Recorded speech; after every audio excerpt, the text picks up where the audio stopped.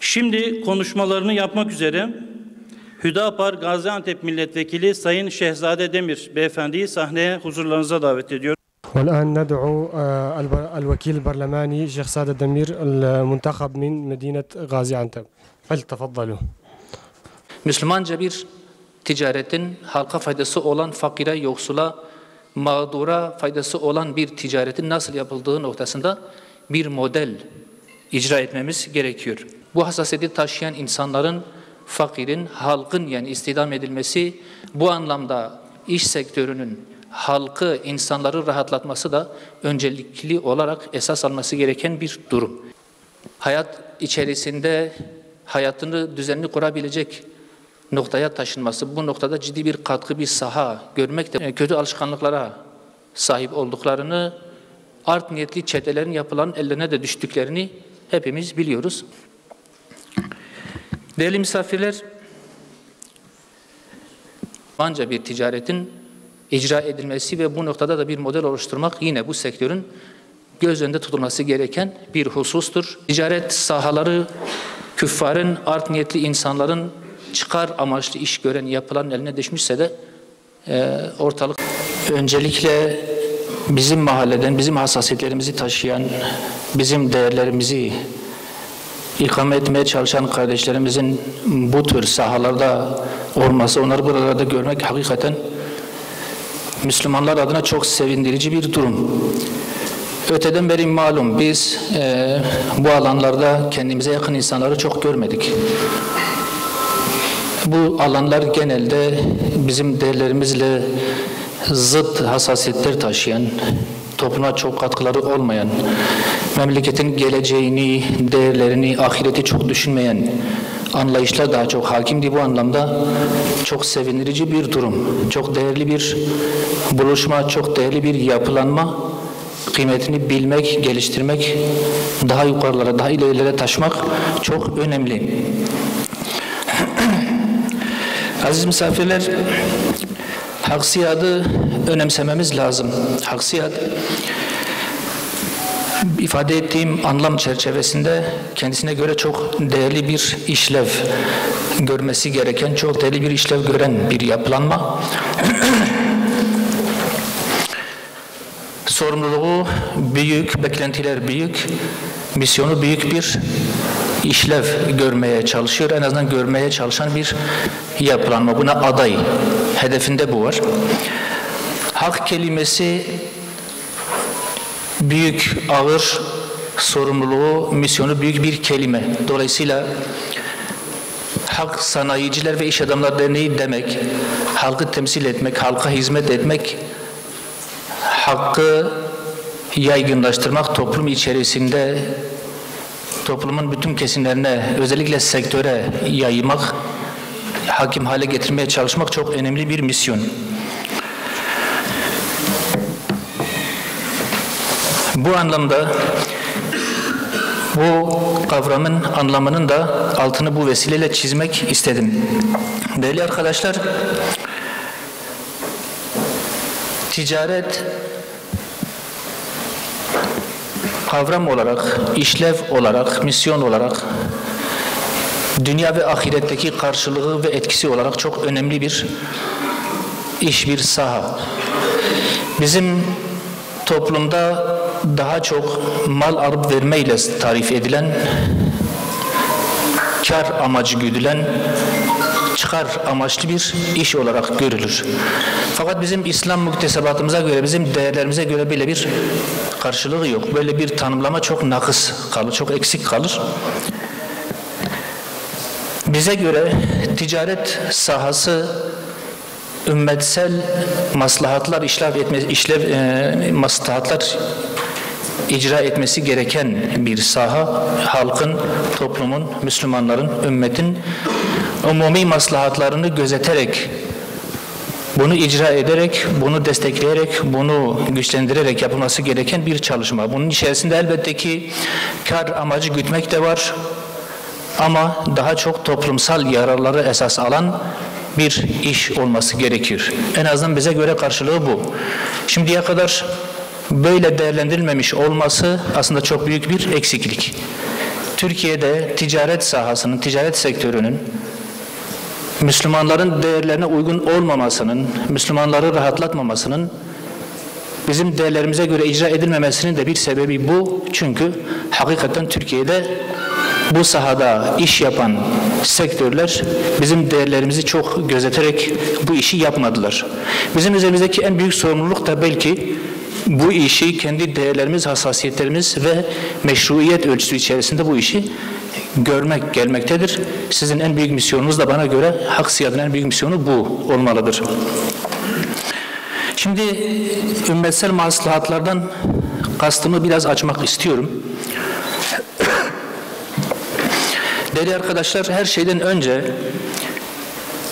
helal haram konusunda helal bir ticaret ortaya koyma, bunun nasıllığı, haramdan kaçınma ve bunun nasıllığı noktasında öncelikle bir model oluşturabilmemiz gerekiyor. Hem bireysel anlamda hem de kurumsal anlamda böyle bir modeli muhakkak icra etmemiz gerekiyor. Müslümanca bir ticaretin halka faydası olan fakire, yoksula, mağdura faydası olan bir ticaretin nasıl yapıldığı noktasında bir model icra etmemiz gerekiyor. Bununla birlikte Müslümanların istihdam edilmesi, istihdamı esas alması, fakir fukaranın iş güç sahibi olması için böyle bir amaç da güdülmelidir. Çünkü genelde dikkat ederseniz bu sahada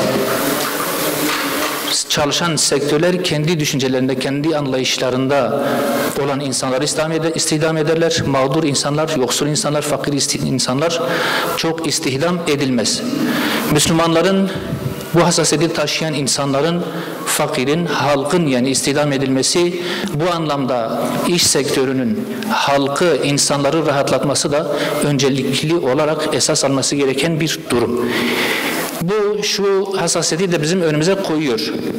İstediğimiz zaman iş kapatma, istediğimiz zaman farklı uygulamalar getirme, kendi amacımızı gözeterek sahalara girme, ticari anlaşmalar yapma noktasında da bizim daha hassas davranmamızı gerekli kılar.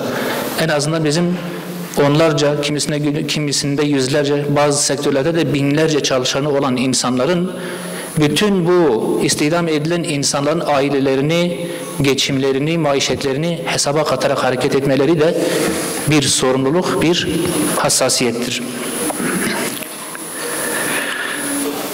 İnsanların istihdam edilmesi, iş güç sahibi olması, hayat içerisinde hayatını düzenli kurabilecek noktaya taşınması, bu noktada ciddi bir katkı, bir saha görmek de bu sektörün önemli bir işidir bize göre.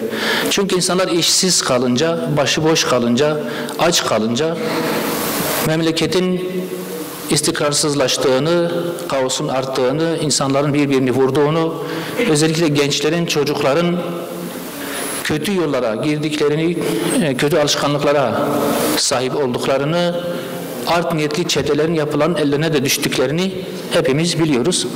Şu anda özellikle Doğu Güneydoğu'da, hasreten Akdeniz bölgesinde, Adana, Mersin gibi yerlerde bu anlamda çok ciddi bir sıkıntı var. İşsiz, güçsüz çocuklar, gençler maalesef bu tür insanların hedefi haline gelmişlerdir. Değerli misafirler,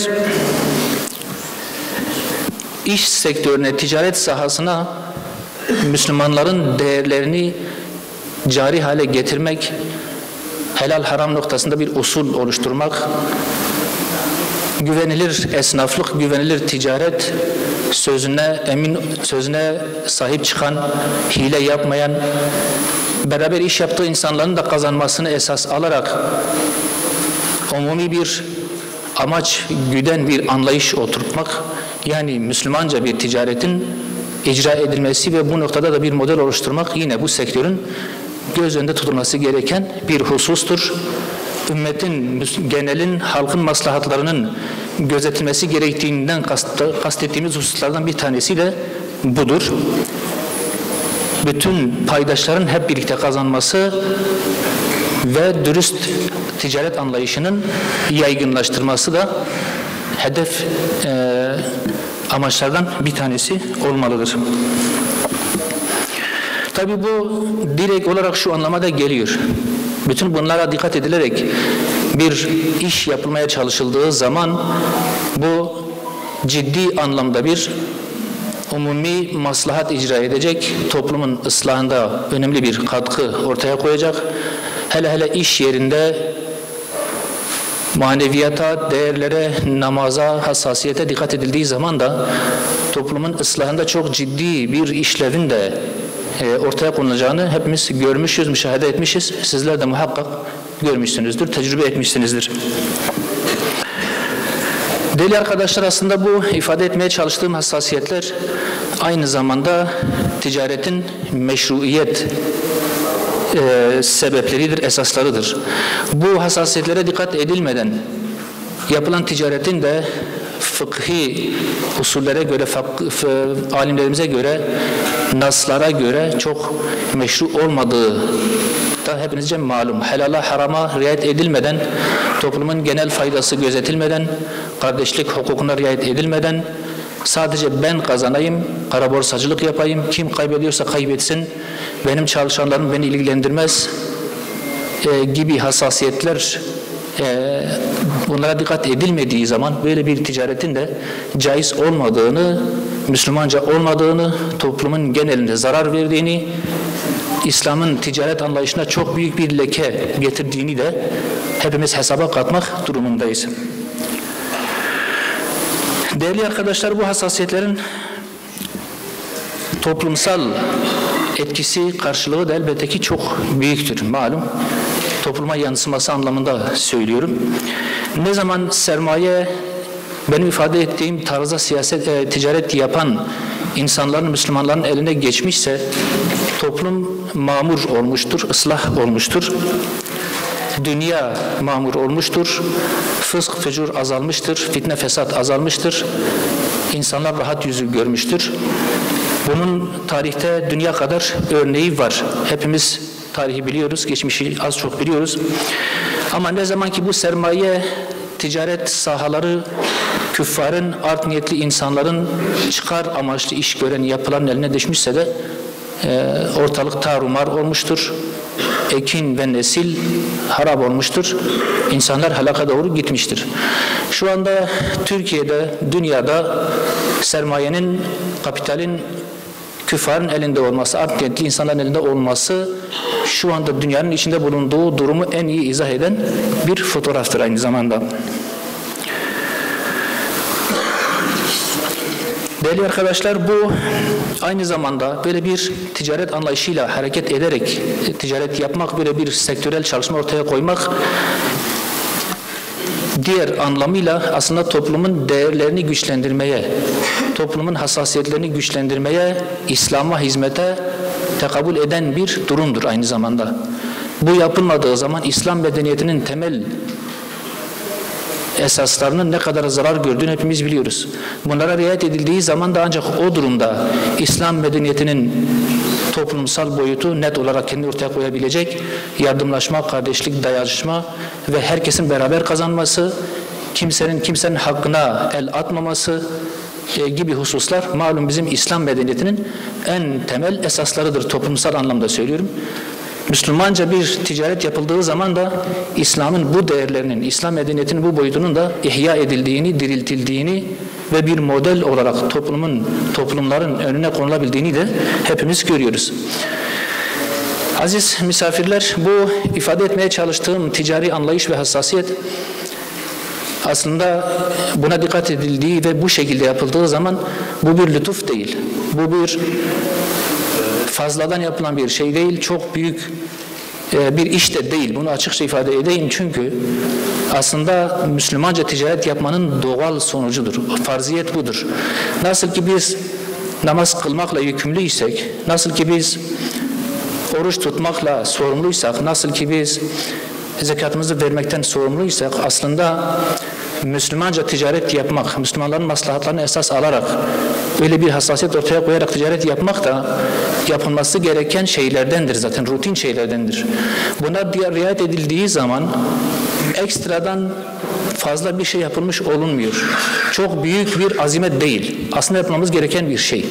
Fakat toplum bu anlamda çok ciddi bir geriye gidişte olduğu için Müslümanca ticaret yapmak artık çok büyük bir azimet haline gelmiş. Bu bizim sorumluluğumuz. Özellikle sizlerin böyle bir ticaret anlayışıyla sahada olmanız aslında yapmamız gereken bir şey. Çünkü hepimiz malum hangi sektörde olursak olalım topluma rol model olabilecek bir anlayış, bir örneklik ortaya koymamız lazım.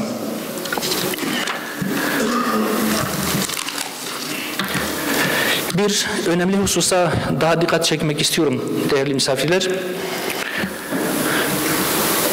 Ticaret yapmak sadece ticaret konusu olan meta, malı, her neyse hanginiz hangi sektördeyseniz onu satmak, almak, onun ticaretini yapmak değildir. Burada şöyle önemli bir husus var. Ticaret yaparken, insanlarla mal mübadelesi yaparken mal ile birlikte aslında değerlerin de ticareti alışverişi yapılmış olur. Kişiliğin de ticareti yapılmış olur. Hassasiyetin, inancın, insanlığın, anlayışın da bir ticareti bir mübadelesi olur.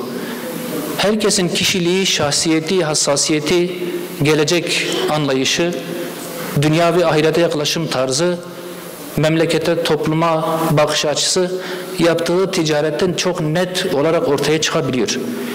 Bir insanın, bir Müslümanın ticaret yaparken tanımadığı insanlar dahi olsa helal haram noktasındaki hassasiyeti, saygınlığı, mal verirken tam vermesi, eksiksiz vermesi, borcunu öderken zamanında vermesi, bu tür sorumluluklar yerine getirdiği zaman aslında bu karşı tarafa aynı zamanda dürüstlüğü de ihraç ediyor. Kendi hassasiyetini, kendi düşüncesini de aktarmış oluyor. Bu çok önemli bir husus. Bizim Müslüman toplumlarda da Müslüman tüccarlarda olması gereken ama asırlardan beri olmayan, topluma en fazla zarar veren boyutlarından bir tanesi de budur. Bizim özellikle buna çok dikkat etmemiz gerekiyor. Ticaret aynı zamanda kişilik, hassasiyet, değer, inanç ihracıdır. Karşıya bunu verebiliyorsun. Karşı da buna göre senin için bir değerlendirme, bir ölçü koyuyor. Seninle ticaret yapıp yapmayacağına, senin değerlerinin iyi olup olmayacağına, senin davanın iyi olup olmayacağına, senin toplumunun, geçmişinin, çevrenin iyi bir çevre olup olmadığına da bakıp bir kanaat peyda edecek ve yaklaşım tarzı da buna göre olacak. Sözümüze sahip çıkmazsak, helala harama dikkat etmezsek, borçlarımızda sözümüzü tutmaz, çeklerimizi zamanında ödemezsek, çok sağlam diye verdiğimiz mal sonradan çürük olduğu ortaya çıkarsa, birçok söylenmeyen eksikliği ortaya çıkarsa, bu bir aldatmadır, bu bir hiledir, bu bir yanıltmadır ve karşı tarafın bana, benim değerlerime, benim inancıma, benim topluma düşman olmasına da aynı şekilde sebep olmuş oluyorum. Yani aslında biz ticaret yaparken karşıya dürüstlük, samimiyet ihraç ediyoruz. Kimisi dürüst anlayış ihraç ediyor, kimisi de sahtekarlık, yalancılık ihraç ediyor. Allah-u Teala bizi bundan muhafaza etsin. Bu çok önemli bir husus. Hepinizce malum, yine tarihten hepimiz okumuşuz. Müslüman tüccarların tarihte nasıl güzelliklere vesile olduklarını, nasıl güzellikler ortaya koyduklarını hepimiz biliyoruz. Özellikle Uzak Asya o taraflarında birçok toplumun Müslüman tüccarların hassasiyeti sayesinde, güzel insani ilişkileri sayesinde Müslüman olduklarını, İslam'la tanıştıklarını hepimiz biliyoruz. Hazar kıyılarındaki toplumlar, Endonezya, Malezya, Aceh, Sumatra gibi ve bunlarla birlikte Afrika'nın birçok yerine tüccarların Müslümanca ilişkileri nedeniyle İslam'ın gittiğini, insanların İslam'ı sevdiğini hepimiz biliyoruz. Bu da tarihe düşülmüş bir not. Bunun da hikmeti şudur değerli arkadaşlar. Müslümanlar tüccar veya farklı şekilde olursa, hangi şekilde olursa olsun, özellikle tüccarlar kişiliği ve değerleri en güzel ifade eden insan sınıfı, kesimidir. Tüccar Müslümanlar nereye gitmişlerse oraya gittiklerinde halkın can, mal, din, namus ve diğer bütün hassasiyetlerini emniyet altına almış, bunlara dikkat etmiş, o hassasiyetleri çiğnememiş, toplumu mamur etmişlerdir. Fakat Müslüman olmayan tüccarların gittikleri yerlere baktığımız zaman onların ilk tarumar ettikleri husus da malum bu tür hususlardır. Müslümanlar nereye gitmişlerse emniyet, güven, huzur, kardeşlik götürmüşler. Çünkü değerleri, inançları bunu gerektirmiş, bunu yapmışlardır. Fakat malum son dönemlerde, son özellikle 1-200 yılda Müslümanlar bundan çok çok uzaklaştılar ve dünyanın geldiği hal, İslam ümmetinin geldiği hal da hepimizce malum.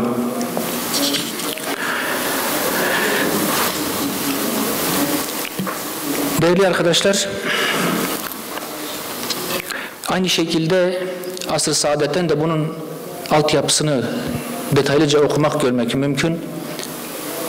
Medine'ye hicret eden Müslümanların orada yaptıkları ilk icraatlardan bir tanesi ticaret sahasını oluşturmak ve herkesin kendi ayakları üzerinde durarak Müslümanca bir toplumsal yapı ortaya koyabilmek, bir örneklik oluşturabilmek anlamında ilk yapılan icraatlardan bir tanesi de bir ticaret sahası oluşturmak olmuş. Yine tarihin bir aralığına işaret etmek istiyorum. Ne zaman ki yani ticaret Müslümanların elinde ise 15. 16. yüzyıla kadar malum Müslümanlar da siyasi olarak, askeri olarak, sosyal olarak en güçlü oldukları dönem olmuştur. Ne zaman ki sermaye Müslümanca işlenmiş, ne zaman ki ticaret sahaları, ticari yollar ve piyasası Müslümanların elinde olmuşsa, Müslümanlar da bu hassasiyete dikkat ettikleri için gücün de doğruluğuna varmışlardır. Birlik, beraberlik, kardeşlik tesis edilmiştir. Ümmetsel ruh muhafaza edilmiştir. Toplumsal dinamikler güçlü kalmıştır. Siyasi güç haline dönmüştür bu. Askeri güç haline dönmüştür. Kültürel güç haline dönmüştür. Bütün dünya toplumları Müslümanların bu güzel kültürünü almak, istifade etmek, kendilerine götürmek istemişlerdir. Müslümanların en güçlü oldukları döneme tekabül ediyor bu husus. Ve bunun Müslümanca ticaret yapmanın, ticaretin Müslümanların elinde olmasının da bir sonucu, bu şekilde bakmak lazım. Fakat ne zaman ki malum ticaret sektörü Batı'nın eline geçti, ümmetsel ruh da kayboldu, Müslümanlar güçlerini de yitirdiler, siyasi, ekonomik, kültürel bütün güçlerini de kaybettiler, bütün hakimiyet onların eline geçti. Bu önemli bir husus. Ticaret yolları Müslümanların elinde olduğu müddetçe fetihler kolay gerçekleşmiş, insanların Müslüman olması çok kolay bir hale gelmiş ve bu özellikle ibret alması gereken bir durum bizim için. O tarihlerde Akdeniz'in neredeyse bir Müslüman gölü haline geldiğini hepimiz biliyoruz. Bunu gören Batı Müslümanların elindeki bu gücü almak amacıyla bu sefer ticaret sahasına bilinçli, organizeli ve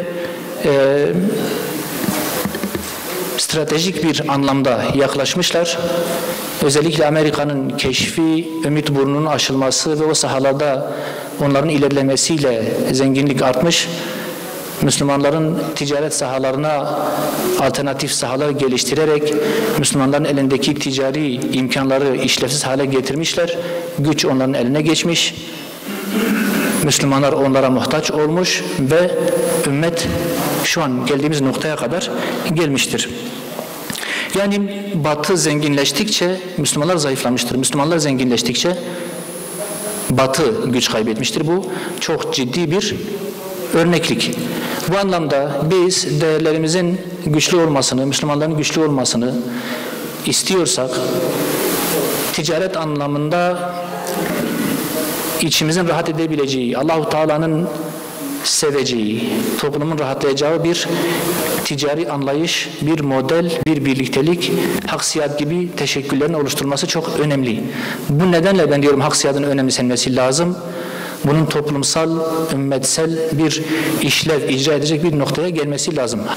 Bu anlamda özellikle elinde bu imkan olan insanlar için, sizler için özellikle şunun altını çizmek istiyorum. Bu ifade etmeye çalıştığım perspektif içerisinde bir ticaret hayatı ortaya koymak, bir saha açmak sizin için, bizim için, bu işte imkanı olan insanlar için ihtiyari bir durum değil. Keyfi bir durum değil, bir zorunluluk, bir sorumluluk ve yapılması gereken bir, bana göre bir vazifedir. Çünkü toplumumuzun bu anlamda güçlü Müslümanlara ihtiyacı vardır. Toplumun, gençlerimizin, çocuklarımızın, ailelerimizin, özellikle bizim mahallenin insanların, hatta bütün toplumun böyle bir örnekliğe, böyle bir modele ihtiyaçları vardır. Ellerinden tutabilmemiz lazım. Metaın, kapitalin helak edici tehlikelerini bertaraf ederek bu sahada da çok güçlü bir kuşatıcılık, çok güçlü bir şefkat ortaya koyarak insanlarımıza sahip çıkabilmemiz gerekiyor. Sözü daha fazla uzatmak istemiyorum. Allah hepinizden razı olsun. Allah-u Teala bu noktada imtihanımızı hakkıyla vereceğimiz insanlardan eylesin. Toplumumuzu malın afetlerinden muhafaza etmeye bizleri de bir vesile, bir aracı kılsın. Allah hepinizden razı olsun. Sayın Vekilimize çok teşekkür ediyoruz. Genel Başkanımızı plaketlerini vermek üzere huzurlarınıza davet ediyorum. Buyurun.